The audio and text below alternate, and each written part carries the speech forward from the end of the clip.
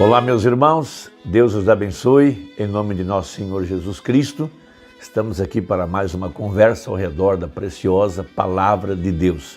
Nós estamos vivendo tempos gloriosos a respeito da história da Igreja de nosso Senhor Jesus Cristo. Esse é o tempo de Zacarias, que viu que haveria luz no entardecer. E Daniel também viu uma pedra cortada sem mãos, uma pedra com 7 olhos, que destruiu todos os reinos gentílicos, e esta pedra cresceu e tomou o controle da terra inteira. Todos nós sabemos que essa pedra é Jesus Cristo e que esse rei, o Rei dos Reis e Senhor dos Senhores, estará sentado em seu próprio trono no milênio para estabelecer um reino de justiça e paz por 1000 anos. Nesse tempo, Satanás, o nosso arqui-inimigo, estará preso. Veja, todos os ímpios estarão na sepultura, mas lá estará os 144.000, a nação de Israel, como súditos do rei e da rainha. Esta pedra cortada sem mãos é Jesus Cristo. E esta pedra, hoje, ela é a palavra, porque no princípio era o verbo estava com Deus, e o verbo era Deus, e o verbo se fez carne. E esta palavra que está conosco hoje, invisível aos olhos do mundo, porque Jesus disse, o mundo não me verá mais, mas vós me vereis. Quem? Os crentes. Esta é a palavra, veja, que tem descido do céu. O mesmo Senhor descerá do céu, com alarido, com voz de arcanjo e com trombeta de Deus. Para entender esse grande mistério, nós precisamos nos lembrar da história de Israel, quando a nação rejeitou o profeta Samuel e pediu para si um rei segundo o coração do povo. Um rei chamado Saul, um homem dado a querer ser popular, a fazer a vontade do povo. Ele não se sujeitou à vontade de Deus quando Samuel disse para que ele esperasse até que Samuel viesse para sacrificar e consagrá-lo. Ele era afoito, precipitado, e ele queria atender ao gosto pessoal das pessoas. Vamos lembrar que ele era da tribo de Benjamim, veja, e ele pastoreava jumentos. Ele não era pastor de ovelhas, ele era pastor de jumentos. E ele deixou que se escapassem os jumentos do seu pai. E enquanto ele procurava esses jumentos, foi quando ele foi até a casa de Samuel para que Samuel profetizasse. Mas ele não era um homem segundo o coração de Deus. Ele era um homem segundo o coração das pessoas. Ele era um guerreiro, ele tinha aparência, ele era um homem politicamente correto, ele era um líder segundo o que as pessoas pensavam de um líder, um homem alto, bonito, belo. Veja, mas ele foi rejeitado pela vontade de Deus. E quando ele foi rejeitado, veja, Deus não o tirou de sua liderança logo de imediato, mas Deus ocultamente enviou Samuel à casa de Jessé e ocultamente ele ungiu a Davi como rei.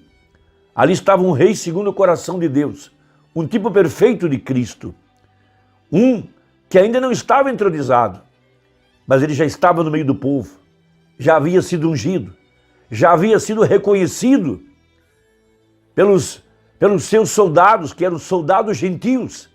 Veja, ele foi rei para um povo gentil primeiro. Aqueles gentios viram que ele era ungido, reconheceram que ele era o líder e ficaram ao redor do seu rei, antes mesmo dele estar entronizado. É assim que a Bíblia descreve. E hoje nós temos um Saul organizado, denominacional, um que é segundo o gosto do povo. Veja, um que está atrás de popularidade, de quantidade. Um que não é pastor de ovelhas, ele é pastor de jumentos. Veja, irresponsável. Veja, mas enquanto está aí essas organizações, esses sistemas, o rei, o nosso Davi, o Senhor Jesus Cristo já está reinando entre os gentios através da palavra. O ministério do Filho do Homem tem sido manifestado nesse tempo do fim de uma forma oculta, de uma forma secreta, mas ele já está em nosso meio. Em nosso coração já está estabelecido o reino de Deus. E esse rei que está entre nós hoje, esse rei ungido, esse rei verdadeiro, esse que é segundo o coração de Deus, muito em breve tomará o seu próprio trono no milênio para estabelecer o reino milenial. Esse é Cristo, a palavra. Então Daniel viu esse reino. Veja, no capítulo 2 do livro de Daniel, no capítulo 2, verso 31, quando o rei Nabucodonosor teve um sonho e ele viu uma estátua dividida em 4 tipos de metais, e aquilo era uma profecia sobre o reino dos gentios. Babilônia, Medo-Persas, Grécia e Roma, vindo até o final, com Roma, veja, misturado entre as nações, ferro e barro. E quando a estátua chegou nos pés, ferro e barro, foi quando a pedra cortada sem mãos golpeou a estátua nos pés para trazer o julgamento sobre os reinos gentílicos. As pessoas não sabem o que está acontecendo. Veja, essa mensagem foi profetizada. Veja, e esta palavra está trazendo julgamento sobre os reinos gentílicos. Todas as nações estão sendo sacudidas nessa hora. A terra está sendo sacudida. A política está sendo sacudida. As nações estão sendo sacudidas porque Deus prometeu que Ele abalaria céus e terra. E o único reino que não pode cair é o reino de Deus. Veja, e essa mensagem profética, veja, nos dias da voz do sétimo anjo, quando ele estava vivo sobre a terra, numa reunião das Nações Unidas, lá estava a Rússia e os Estados Unidos, reunidos nas Nações Unidas. 5 nações do Oriente e 5 nações do Ocidente. Veja, um dedão, a Rússia, outro dedão, os Estados Unidos. Veja, do lado dos Estados Unidos, Eisenhower, do lado da Rússia, Khrushchev. Eisenhower quer dizer ferro, Khrushchev quer dizer barro. E ali estava a estátua, chegando nos pés de ferro com barro. Veja, e o Espírito chama a atenção do profeta. Quando o líder russo, Khrushchev, tirou o sapato e bateu na tribuna das Nações Unidas. Veja, o barro, ferro e barro juntos. E a profecia estava se cumprindo. A pedra cortada sem mãos já estava sobre a terra. Jesus Cristo, a palavra, porque o mundo será julgado pela palavra. E a palavra trouxe o julgamento sobre esta terra, sobre os reinos gentílicos. As pragas já estão caindo, os terremotos, os vulcões estão explodindo, as nações estão sendo abaladas. Veja, peste, seguida de fome, porque depois das pestes vem a crise econômica. Veja, e depois guerras bacteriológicas, vírus, bactérias, micróbios, criados em laboratórios para serem explodidos sobre as nações. Veja, essa é a profecia. Então Daniel viu, tu, ó rei, estavas vendo, e eis aqui uma grande estátua, uma estátua que era grande e cujo esplendor era excelente. Estava em pé diante de ti, e a sua vista era terrível. Veja, esse era o sonho de Nabucodonosor. Daniel está interpretando.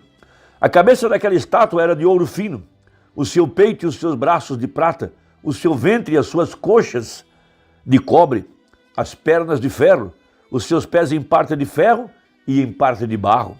Estavas vendo isto quando uma pedra foi cortada sem mão, a qual feriu a estátua nos pés de ferro e de barro, e os esmiuçou. Então foi juntamente esmiuçado o ferro, o barro, o cobre, a prata e o ouro, os quais se fizeram como a pragana das ilhas do estio. E o vento os levou, e não se achou lugar algum para eles. Mas a pedra que feriu a estátua se fez um grande monte e encheu toda a terra. Veja, no verso 45, da maneira como vistes que do monte foi cortada uma pedra sem mãos, e ela esmiuçou o ferro, o cobre, o barro, a prata e o ouro, o Deus grande fez saber ao rei que há de ser depois disto, e certo é o sonho e fiel a sua interpretação. Essa é a verdade da palavra. Então Davi, veja, hoje, ele é essa pedra cortada. Hoje ele é um fugitivo para as igrejas, colocado para fora. Veja, Apocalipse 3, verso 20. Eis que estou à porta e bato. Então se ele está à porta, do lado de fora, é porque foi jogado para fora. Jogar essa palavra para fora, jogar o seu profeta para fora. E quando jogaram o seu profeta, jogaram o filho do homem que estava dentro dele. Veja, o presente de Deus, um presente embrulhado de uma forma simples e humilde. Veja, de um homem simples, humilde, parecia um homem ignorante, mas por trás dessa pele estava o Filho do Homem, o Rei Senhor Jesus. Veja, e ele estava do lado de fora. Veja, e esse Rei Jesus está chamando eu e você para nos colocarmos do seu lado. Como Davi tinha os seus soldados gentios ao seu redor, eles reconheceram que ele era um rei, muito embora a nação não reconhecesse. Mas ele estava ali, no meio dos gentios, liderando os gentios, num tipo perfeito de Cristo e sua igreja nesse tempo do fim. Veja, ele estava sitiado, rejeitado, condenado, perseguido.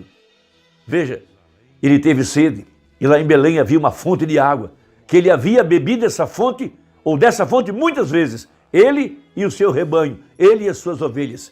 E essas fontes estavam guarnecidas pelos filisteus. Veja, mas ele tinha seus fiéis soldados gentios, que um desejo do rei foi uma ordem para eles, e debaixo do silêncio, veja, silenciosamente, o 7º selo é um silêncio, eles desceram com as suas espadas desembainhadas e romperam o caminho nas fileiras do inimigo e trouxeram a água para o rei beber. Então o profeta prega a mensagem, por que a pequena Belém?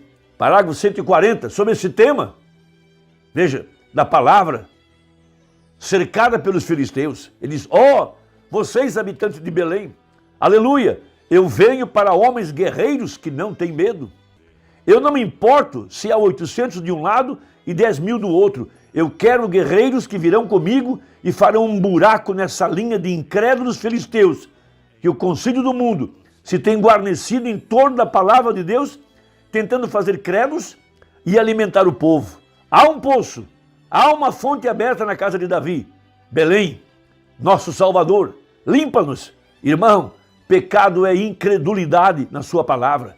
Quem é o guerreiro que pode que pode ver o milênio vindo? Qual é o guerreiro que pode ver este grande Espírito Santo vir na forma de Jesus Cristo, o literal corpo de Cristo, assumir novamente?